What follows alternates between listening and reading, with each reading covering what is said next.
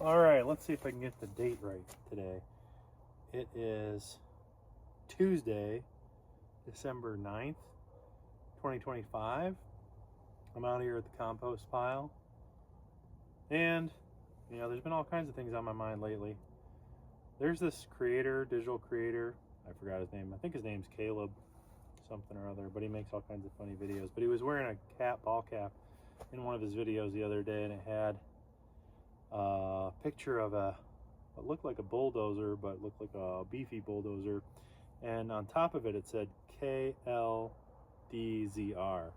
And to me, that was super obvious that meant KillDozer.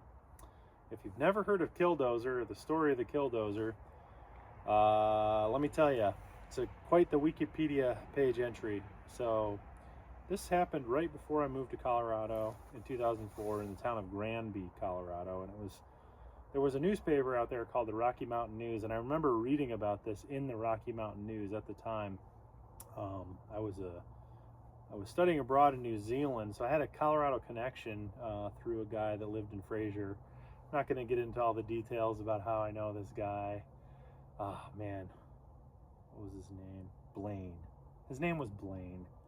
Anyway, he lived in Fraser, so he lived there at the time of the KillDozer incident. But essentially what happened was this guy had lived there for many years, 30 years or something, maybe 20 years. Anyway, he lived in Granby, and he had a muffler business, and he had a bunch of perceived slights to him, basically about trying to follow waste management in the area, and was so aggrieved.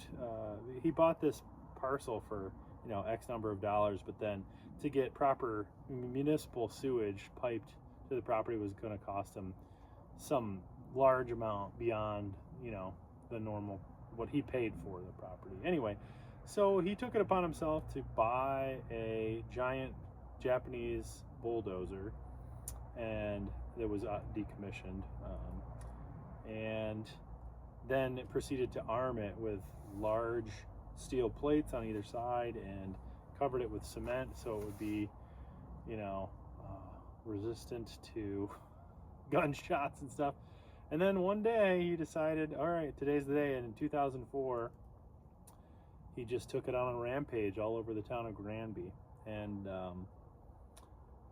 bulldozed like the town council building and a bunch of local businesses, and then ended up taking his own life. And it was a very serious thing, but I mean, he's almost been lionized as a folk hero. I don't know, I'm from Western New York, and the only closest thing that I have to that was a guy named Bucky Phillips. I don't know if you remember the Bucky Phillips story, but there was, he eventually started to shoot state troopers and police officers, and so he was less than lionized at the time. But this all goes back to the American folk hero, the Grizzly Adams idea that true Americans are on the run from the man is the law, and kind of a libertarian's hero. But I don't know, I thought for a brief second that I might buy myself a KillDozer ball cap, but then I thought, nah, I'm just not libertarian enough to get behind that.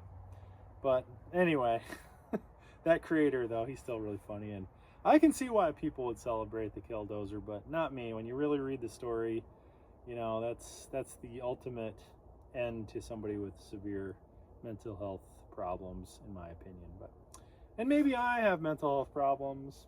I don't know why I've decided to talk to random strangers. Yeah, I'll be right there, buddy. All right, I gotta go. I'm about to dig this into the compost. Love you, bye. Sorry.